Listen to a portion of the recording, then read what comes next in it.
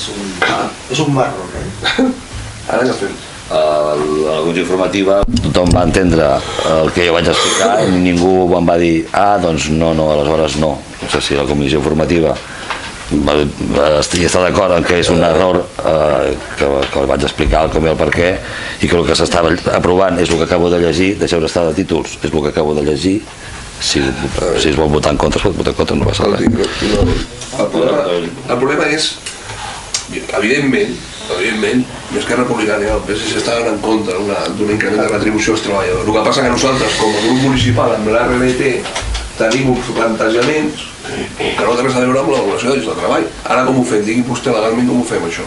Clar, nosaltres farem una reclamació en via jurídica, clar, com ho fem? Una cosa va amb l'altra. Sí, però si vostè és el secretari, em diu... Però jo no tinc que... He fet el meu informe i he dit el que tenia que dir, no tinc que explicar més coses. Tinc que la valoració de llocs de treball modifica la RLT. Jo li estic preguntant com a secretari, com a grup municipal m'haurà de contestar, no? Sí. Vale, gràcies. La valoració de llocs de treball modifica la RLT. El que estem modificant ara és el que acabo de llegir, ho tornar a llegir. No, si ja ho entès ara. Incorporar l'estudi de valoració de treball i en conseqüència modificar la RLT que vam aprovar inicialment fa... Miri, ja està.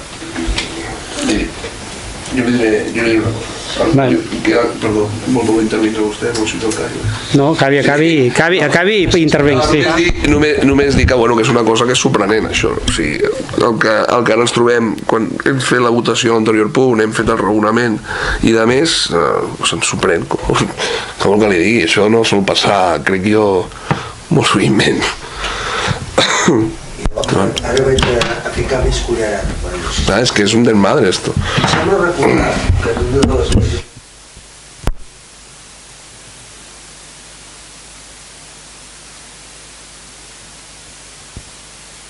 Ja ni me'n recordo, jo diria... Vaja, la impressió meva és aquesta. Jo diria que... No sé, senyor secretari, tenim un problema. El que passa que jo entenc que el moment que s'encarrega una valoració de llocs de treball, que entenc que és diferent de la relació de llocs de treball, s'encarrega una empresa una valoració. Quan aquesta empresa porta la valoració, quan aquesta valoració és negociada amb els sindicats i s'arriba a un acord, signa un acte amb els sindicats que estem d'acord amb aquesta relació de llocs de treball, entenc que es pot modificar la relació de llocs de treball. Clar, per tant, que no...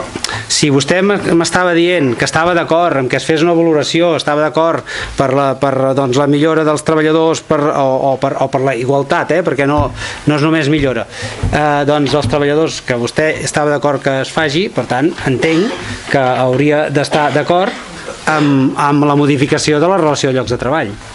A veure, és que vostè, jo li parlo de primavera, vostè m'està parlant d'estiu. Una cosa, a veure, si jo fan els meus raonaments, la RLT està ben clar, els raonaments que ha fet, que hi ha deficiències, que no sé què, no sé quan, la valoració sí que estem d'acord.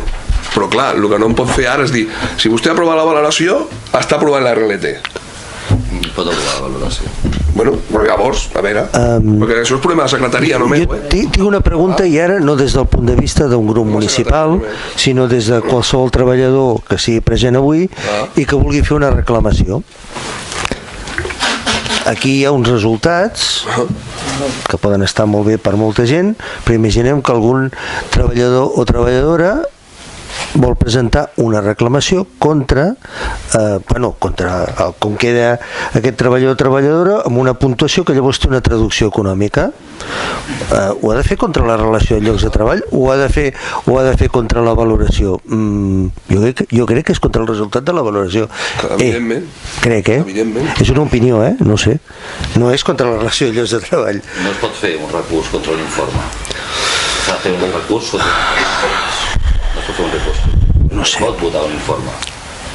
Ara estem veient. Serveix per modificar la RLT i s'ha de recórrer en reposició contra la RLT. No es pot votar l'informe dels serveis tècnics, no es pot votar un informe. Miri, no sé, jo entraria a discutir.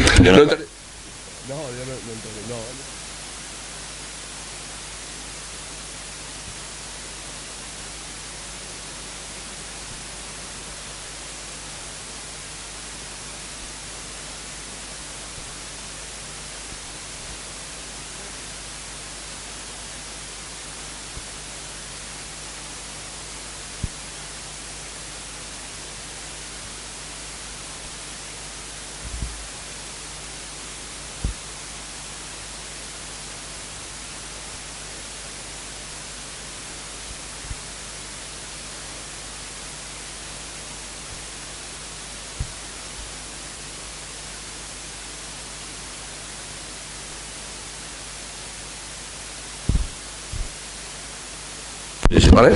Llavors, el tema és, nosaltres votarem afirmativament, encara es modifiqui la la relació de llocs de treball, perdó, vale? I farem les nostres reclamacions oportunes, d'acord? Perquè creiem que desvirtua completament l'esperit de l'ordre del dia, completament. Evidentment nosaltres votarem a favor, tot i que em sembla una mica reconvalesc tot plegat, i de tota manera una altra reflexió: quan tu modifiques els complements específics també estàs modificant en certa manera. Si en el conveni figuren els complements específics i segons quines modificacions, de fet també estàs modificant el conveni. M'he perdut, no sé si vostè ha llegit que hi havia alguna modificació al conveni o que s'incorporava al conveni. No ho he sentit, Perdó,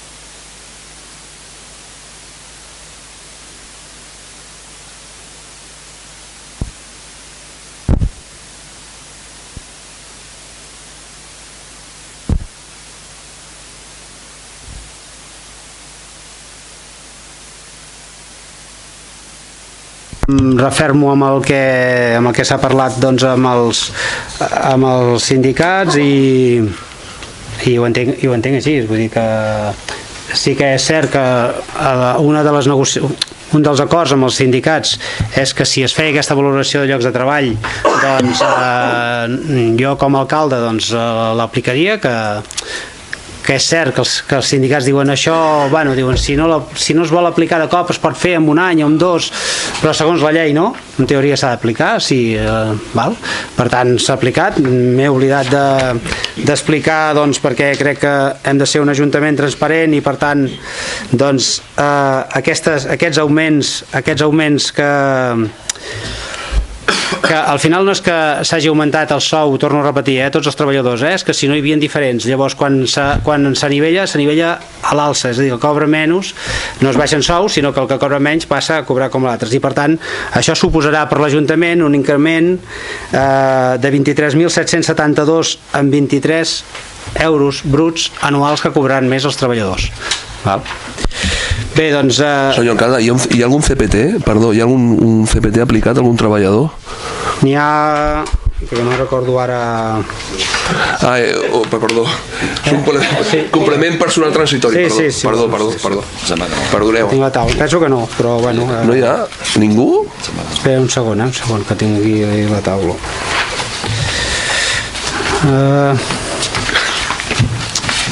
Yo creo que sí. Yo creo que no. ¿No? Mejor. Si no hay ninguno, mejor. Jo crec que no. No tinc la taula. És que aquella amb colors... No n'hi ha cap, No n'hi ha cap, Val, doncs passem a la votació de la proposta. Vots a favor de la proposta. Unanimitat. Molt bé, doncs ara passarem a les propostes del grup municipal del PSC de Cànoves i Samalús. Proposta número 7 del grup municipal del PSC de Cànoves i Samalús: creació d'un pla municipal per frenar l'ocupació d'habitatges per ocupes. Sí, gràcies. Ens hem pensat molt si portar aquesta proposta al plenari o no portar-la, perquè sempre dona lloc a potser que dir que és demagògia, que apunta a les eleccions. Sí que és veritat que aquest grup municipal sempre s'ha preocupat per la seguretat del municipi. Quan van començar els robatoris, jo personalment em vaig reunir amb l'alcaldessa de Sant Pere per demanar més coordinació entre els ajuntaments. se'm va dir que encara no havien començat, però començarien quan hi havia robatoris als dos municipis, així com indica les càmeres, entenent que no és solució, perquè és un municipi molt extens i perquè la gent que roba normalment ho fan en cotxes va haver la redundància, robats, i clar, quan els vigilants amb tota la feina que fan, que molt bona feina fan quan comproven la matrícula o li donen l'ok per comprovar la matrícula, el tio està Pernambuco. Però bueno, jo tinc dades de que hi ha 10 ocupacions, avui dia d'avui em sembla que hi ha 11, 52 a Sant Pere, el que vol dir que ho tenim aquí a tocar. No vull anar en contra de cap grup municipal, que quedi clar, no vull anar amb aquesta reflexió en contra de cap grup municipal, sinó crec que l'Ajuntament hem d'agafar un acord per visualitzar que aquest Ajuntament, com altres ajuntaments, té un problema de robatoris i d'ocupacions. Ocupacions que s'han de diferenciar de les ocupacions que són veritablement per necessitats, per gent que està molt fumuda, i que inclús a l'Ajuntament, si és del banc, i ho hem fet en la legislatura anterior, va al banc a intentar treure un lloguer social. Hem de diferenciar aquestes ocupacions de les ocupacions que pensem que s'han bona fer i s'estan fent unes altres coses que tots sabem el que fa. Aquest pla de protecció i convivència, seguretat veïnal, nosaltres entenem que hauria d'haver-hi una oficina a l'Ajuntament, o digui-li com a sigui, un espai amb defensa dels drets dels veïns i veïnes que se li ocupi la vivenda, perquè és un problema molt seriós, i que assessora legalment els veïns afectats de via legal, i que sentin al seu ajuntament que està a prop quan té aquest problema i on d'anar i què ha de fer. Aquesta oficina, és que m'ho he apuntat bé perquè no vull deixar res allò que quedi. Aquesta oficina hauria comptar amb una unitat de seguiment per coordinar la vigilància i instruir els expedients administratius que acreditin fets contraris a les ordenances en material de convivència i de protecció ciutadana, així com incidir més amb el patrullatge de vigilància. Nosaltres sempre hem dit que la policia, vostè diu que no soluciona, però ajuda a la policia local, perquè poden al moment identificar un individu, decomissar-lo, etc., que hem parlat moltes vegades aquí i que no vull estendre'm més. Creiem que és una raó de necessitat. Hem estat reunits, això no l'he presentat jo perquè a mi m'hagi vingut, hem estat reunits amb veïns i tenen un neguitó. És un tema complicat? Sí, clar que és un tema complicat. És merament responsabilitat de l'Ajuntament? Evidentment que no tot, però una part sí. I hem de pressionar amb aquesta gent que està ocupant vivendes i que aquí hi ha persones que tenen veïns al costat que estan ocupades, que es dediquen a el que es dediquen i tenen totes les cobertures socials per part d'aquest consistori i d'altres. I hem de dir-ho. Podría hacer un lenguaje buenista de la política, pero oye, el problema lo tenemos aquí. Y tenemos 52 aquí al lado, en Sant Pere, y tenemos 10 aquí, están al lado, Y da la casualidad, hablando con gente de Sant Pere, que donde están las casas ocupadas, con esto he diferenciado lo que es una ocupación y la otra, se están dando bastantes robos. Y yo creo que la administración más cercana al ciudadano, que es el ayuntamiento, tendría que aprobar algo en este sentido y trabajar en ello, no solo aprobarlo para quedar bien y ya está. Y si la policía tiene que picar a ese señor y decirle, oiga, usted está ocupando una casa que sabe usted que aquí no puede estar, sabemos que no sirve para nada, pero hay que atosigarlos. Porque es diferente a la familia que tiene una necesidad imperiosa, porque es una familia que está muy necesitada, a un señor, una señora, que los hay, y se lo puedo decir cuando acabe el pleno, que se dedican a lo que se dedican. Y hay que hacer mano dura con esta gente, sin contemplaciones. Yo lo siento, puede ser que alguno me llame, oye, demagogo no, yo creo que nos hemos preocupado durante 4 años sobre la seguridad del municipio y hay muchos vecinos que reclaman autoridad. Y esa autoridad, creo que este ayuntamiento no tiene toda la potestad, pero puede estar poniendo el fil a l'agulla i començar a treballar tots plegats amb una proposta que crec que és viable pel municipi. I torno a incidir, superprioritari, policia local, no ens cansarem de dir-ho. Gràcies. Molt bé, gràcies. Completament d'acord amb moltes coses, vull dir, estic d'acord amb que és un problema, genera doncs inseguretat, estic d'acord amb que hi ha 2 tipus d'ocupes, que hi ha la família necessitada que ocupa una casa d'un banc perquè no té on anar a viure i en molts casos tenen nens i necessiten estar, amb això estem d'acord, i hi ha altres ocupes que són problemàtics, són conflictius i en molts casos estan fitxats per la policia. Amb això estem d'acord. També estem d'acord, que ho he dit en altres plens, amb que la llei no ens ajuda. La llei d'aquest país no ajuda ni als veïns i veïnes ni a l'Ajuntament, perquè no es pot actuar legalment per expulsar-los. Sí que és cert que nosaltres, clar, evidentment estem en contacte, perquè els tenim aquí cada dia amb Aigües de Catalunya, estem en contacte també amb FECSA, per si ja veiem un ocupa que està enganxat, avisem i això, però és que, com he dit abans, la llei no ens ajuda. La companyia d'aigües, mentre hi hagi algú vivint, no pot anar a tallar l'aigua, no pot anar a tallar la llum, i si hi ha nens, menys. Evidentment, si hi ha nens, perquè a vegades es dona el cas que és una família que ha ocupat una casa i no és problemàtica i té nens, i evidentment dius, bueno, mira, pobra gent, doncs que estiguin, però a vegades hi ha alguna família que té nens però és problemàtica, i per tant els pares, els nens evidentment que no, però els pares moltes vegades algunes vegades poden ser problemàtics i tampoc no interessa que estiguin al nostre municipi, però evidentment quan envies a qualsevol companyia, sigui d'aigua o sigui elèctrica, a tallar l'electricitat o l'aigua, doncs no ho poden fer i no ho faran. Per tant, quan es parla també de ajudes socials, evidentment la llei d'aquest país també diu que qualsevol persona es pot empadronar i no li podem negar que s'empadroni. Al moment que està empadronada una persona pot demanar ajut social. Si justifica els ingressos que té i les despeses que té, si justifica, els treballadors socials no li poden negar un ajut. Per tant, quan a vegades per desconeixement alguns veïns diuen, home, és que s'està ajudant, els ocupes, s'està ajudant. No, és que s'està ajudant perquè la llei ho marca i perquè les tècniques ho han de fer així. Però nosaltres estem d'acord a sumar per controlar i perquè no hi hagi més cases ocupades.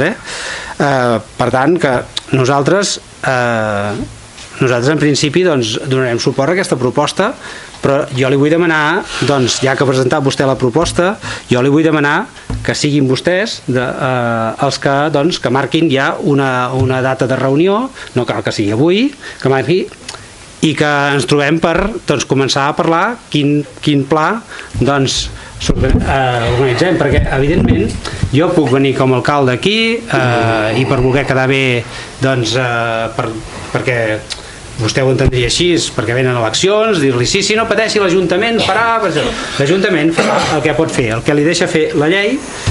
Evidentment els veïns amb els vigilants jo crec que d'alguna manera fan un bon equip, és a dir, que quan un veí veu que hi ha algú foraster, els vigilants de seguida van a identificar. D'aquests casos n'han passat uns quants i hem fet fora gent abans que ocupessin, però el que no podem garantir és posar personal de l'Ajuntament, perquè pel personal que tenim no hi ha temps, no tenen temps físic, dedicar un personal de l'Ajuntament a controlar exactament això. Per tant, si ho vol fer, jo m'ofereixo a fer-ho, a col·laborar amb vostès.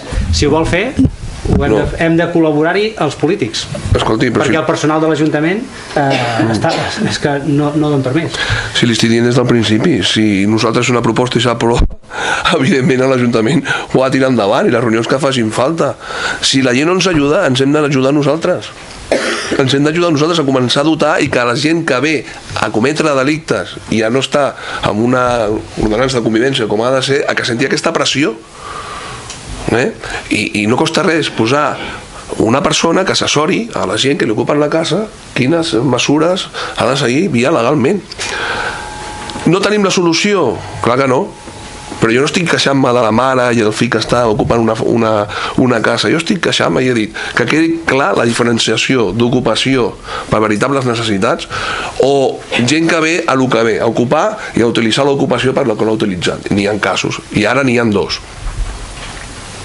Per tant, que el cotxe patrulla passi per allà no podrà gaire fer cosa, però el tio se sent que està observat i que està per allà. I el crear un pla en què tots treballem, que hi hagi un cens de vivendes que estan ocupades per el que estan ocupades i les de les que estan ocupades, no penso que trigui molt de temps, perquè és la seguretat i la tranquil·litat dels veïns i veïnes. No sé, jo he presentat això, no he fet, i he començat la meva intervenció dient que no anava en contra de ningú, sinó faig una realitat com responsable polític, com gent que m'ha vingut a mi a parlar i crec en l'obligació de portar-ho al plenari, i cadascú que aprovi el que ha d'aprovar o no aprovar, per un país lliure. Gràcies. No, jo ja li dic, jo no li dic pas que, ja ho he entès, i dic que estic d'acord amb vostè amb la diferenciació entre família, entre ocupes, entre tipus d'ocupes, estic d'acord amb vostè, ja li he dit. L'únic que jo el convido, doncs, no el convido, perdoni, el condiciono una mica a dir, nosaltres votarem a favor de la proposta si vostè es compromet a convocar vostè la reunió i a portar doncs, el pla de treball que vostè creu que després debatrem i discutirem doncs, per tirar endavant. Ja està. Però és aquí, però Caldes, és absurd, si li estic dient que sí. Si presento jo la proposta, com vol que no... Clar, és que... No podem botellar leche, digo jo, no? Jo ho dic perquè quedi clar, perquè no hi hagi mals entesos després. Per tant, entenc que per part de l'equip de govern, pel grup de NIU, doncs donar suport a la proposta i vostè convocarà una reunió. Clar que convocaré reunions, clar que sí, les que facin falta.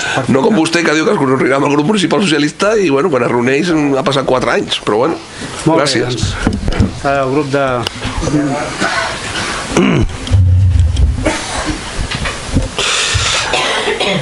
A veure, nosaltres en aquest país tenim un greu problema, 2 greus problemes. Hi ha una crisi social que encara no ens ha abandonat, una crisi econòmica, ha desestructurat a moltes famílies, les ha expulsat del mercat laboral, les ha col·locat en una situació insostenible i aquestes famílies, moltes han hagut de recórrer al que és l'ocupació. Aquesta és una realitat i em sembla que vosaltres ho heu assenyalat, no? Nosaltres avui no és objecte de debat, però hi toca tangencialment amb l'acord d'equip que vam signar amb NIU i nosaltres. Una de les coses que no hem pogut fer, però entenem que és necessària en aquest municipi, és tenir polítiques d'habitatge. Nosaltres parlàvem amb molta ambició d'un pla municipal d'habitatge, però fora bo que tinguéssim alguns recursos amb el temps per poder afrontar aquesta crisi tremenda que ha afectat a moltes famílies, i ho hem de tenir, val? Dit això, aquesta és una part, pensem que és un tema que és la part principal. El tema de la proposta, si ha de ser un pla municipal, nosaltres pensem que ha d'haver-hi protocols. És un ajuntament petit, aquí el problema és que quan les mateixes persones han de fer moltes coses, i com més coses els hi posem, els mateixos tècnics han de fer, bueno, si tenim tècnics, clar, aquest és un altre problema, no tenim tècnics que treballin aquests temes. Estaria bé que tinguéssim un protocol en el qual jo discreparia. Si hi ha un protocol, crec que l'ha de portar l'Ajuntament, un protocol, però no tant pel tema de l'ocupació, sinó, si volem, per el tema de convivència. Protocol per temes de convivència, que a més és molt ampli, pot ser temes de seguretat, però pot ser altres temes, pot ser temes d'habitatge, poden ser molts temes. Treballar en aquesta línia, si a nosaltres se'ns convoca des de l'Ajuntament, en aquesta legislatura segurament ja no es farà, però la legislatura que ve, doncs les persones que representen el grup d'Esquerra estaran encantats de treballar en un protocol. En un pla, no ho sé. El tema jo creiem que l'ocupació, que evidentment... una referència al tema de la delinqüència. Sí que és cert que hi ha molta delinqüència que pol·lula pel territori, va amunt i avall, avui estan aquí, demà estaran a la Roca, Sant Pere... diuen que molts venen de l'estranger, vale, això és una realitat, però també hem de ser conscients que vivim en una societat que per ella mateixa ja genera delinqüència, també en els municipis petits, també és així. Potser no delinquiran aquí, però aniran a un altre lloc. És una realitat social, ha passat sempre en totes les societats, i és una cosa que també hem de treballar. Com menys desigualtats socials hi hagi, menys delinqüència en principi ha d'haver-hi. I la justícia també ha de ser molt més eficaç, i la seguretat ciutadana, són moltes coses, no és un tema fàcil. Nosaltres, tot això que us estic dient, nosaltres ens abstindrem, perquè considerem que és un tema que és molt ampli i que caldria que l'Ajuntament no podrà fer sol, necessita el suport de la societat, però també necessita el suport de les institucions per poder fer polítiques d'habitatge i per poder fer polítiques de convivència i també un protocol per frenar, que això també és cert, que és una xacra el fet que vingui gent delinqüent a ocupar cases i llavors a partir d'aquí fer les seves històries. També és una xacra, també ho reconeixem. La nostra extensió, que no s'entengui malament, creiem que s'han de treballar diverses coses. Molt bé, gràcies. Bé, doncs passem a la votació. Vots a favor de la proposta. Abstencions. Molt bé, passem al 8è i últim punt, també del grup municipal del PSC de Cànoves i Samalús. Estudi de la instal·lació d'un punt de recàrrega per vehicles elèctrics al municipi. Sí, bueno. Sí, vol explicar. Gràcies, alcalde. Bueno, aquesta proposta, més que res, va lligada una mica amb tot el que es rodeja, no? Estem en parc natural, reserva de la biosfera, hem signat la carta de pobles i ciutats sostenibles i comencem que, o sigui, entenem que és un principi, però ens hem deixat no només, i volia incorporar, si ho creieu oportú, no només per cotxes, sinó per bicicletes també hi ha bicicletes elèctriques. Jo penso que és una bona mesura i jo començaria pel centre del municipi, perquè clar, tothom passa pel centre, que no va a Cala Cris o Can Garriga o no sé què, deixar la bicicleta. Jo penso que és una mesura que hem de començar, és una passa que crec que vingui una persona i digui, hosti, Poble de Tanín, que hi hagi un punt de recàrrega, jo crec que és important. Comencem per un i ja veurem. Per això dic que s'estudi, no dic que s'implanti ja. Gràcies. Sí, no, amb això completament d'acord. És cert que evidentment no ha de fer un estudi una empresa perquè no el podem posar a qualsevol punt, és a dir, l'altre dia parlava amb tècnics de Consell Comarcal que estan fent el projecte de Cardedeu d'instal·lar-ne i em deien que evidentment que necessiten punts de càrrega ràpida, per tant necessita una intensitat de corrent elevada i no pots enxufar aquí clar, per això s'ha d'estudiar ben bé on es pot connectar i on d'això. Per tant, bueno, amb aquest punt estem d'acord i no hi ha res més a dir, vull dir, estem d'acord en que s'encarregui un estudi i que aviam si es pot tirar endavant. Per part del grup d'Esquerra, completament d'acord. Val, doncs passem a la votació. Vots a favor de la proposta. Molt bé.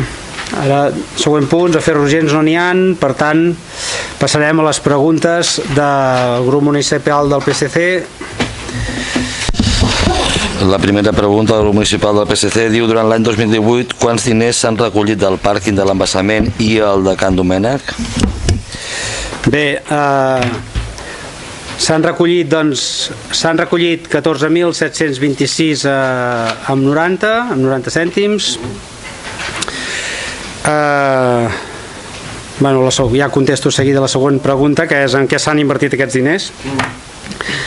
Evidentment aquests diners no van no hi ha un compte que dius no, és que aquí en el compte van els diners de l'aparcament, aquí tenim una caixeta que van els diners de l'aparcament i aquí d'aquesta caixeta quan volem gastar per l'aparcament n'agafem. No, aquests diners s'ingressen al compte general de l'Ajuntament, llavors hi ha partides de manteniment i clar, doncs evidentment aquest any sí que és cert que per exemple s'ha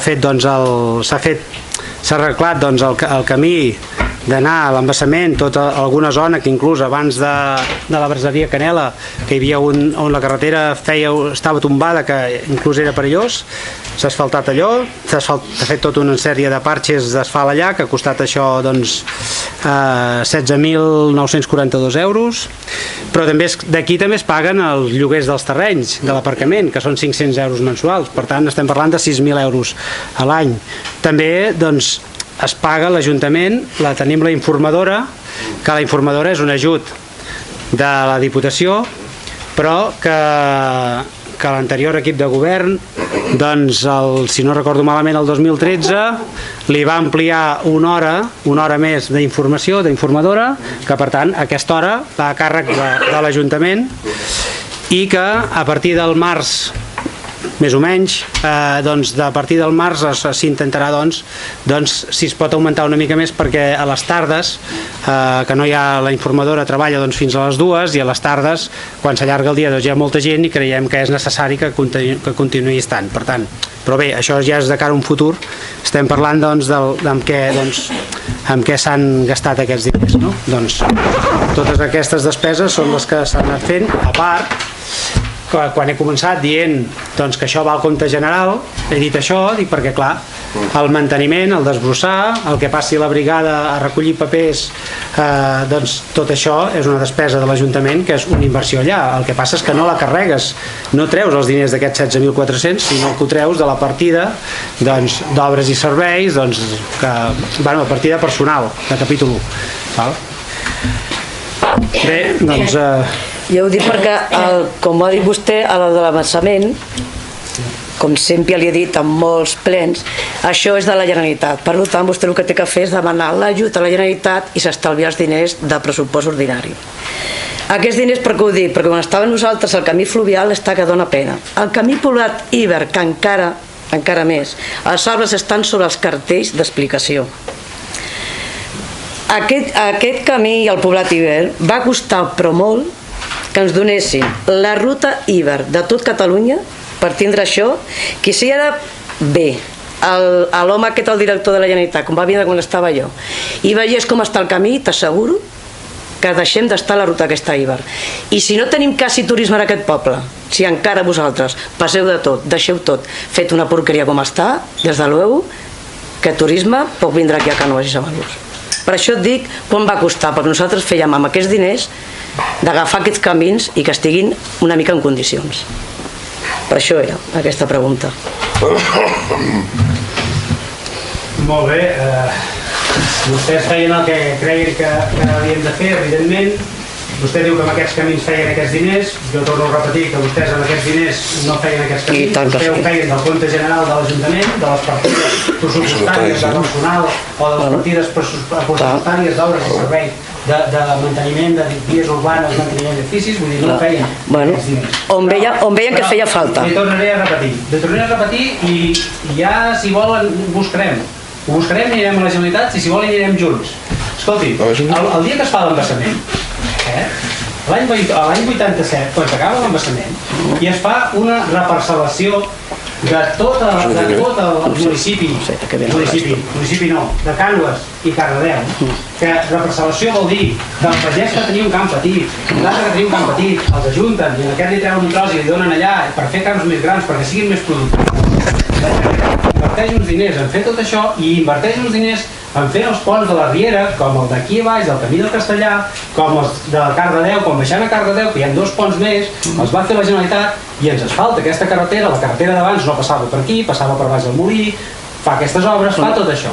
Un cop acaba la Generalitat això, ho passa a l'Ajuntament i el manteniment és de l'Ajuntament. I perquè hi ha un projecte, quan vaig fer jo les Garrigues, també estava posat aquest punt. I no ho van fer perquè se'n van equivocar de posar el que era tot el tema no me'n recordo del que era. Per què? És que igual que els camins de Samalús, perquè estan fets per la Generalitat, perquè la Generalitat té l'obligació de fer-ho. Passa que vostè agafa 4 mesos de les eleccions o 3 i ve 4 forats, ja ho tapo, igual, en pressupost municipal, sigui al Mirador, sigui aquí si no està recepcionat, sigui allà, sigui aquí, tant li fot. I això no pot ser. Això no pot ser, perquè són uns diners que ens podem estalviar nosaltres amb el tema de pressupost ordinari. Creiem, cadascú que faci el que vulgui, però jo crec que no és així. Igual que la rectoria, que ho vam explicar, i la rectoria teníem un conveni de 50 anys, no pagaven un duro, perquè i després, ho sabeu tothom, que la pizzeria en 1900 va fer el senyor Cros, va fer al costat va fer una cosa que no tenia que haver fet, vam anar a la Generalitat i van dir, mira, la cagada està feta, està feta, però què fem? Ell donava 60.000 euros per arreglar tota la rectoria, el que és la taulada, perquè és el primer que fa falta, la taulada, perquè al final vindrà una pluja forta o vindrà la neu, el que sigui, i caurà i llavors sí que ho tindrem malament. I això no costava un duro aquí a l'Ajuntament. I després un conveni de 50 anys o de 100 per fer la rectoria. I la rectoria després costa 400.000 euros reformar-la, 400.000. Per això dic, si ja podem estalviar aquests 120.000 euros, jo crec que ja està bé. Ara, què tenim? a la pizzeria 1900, que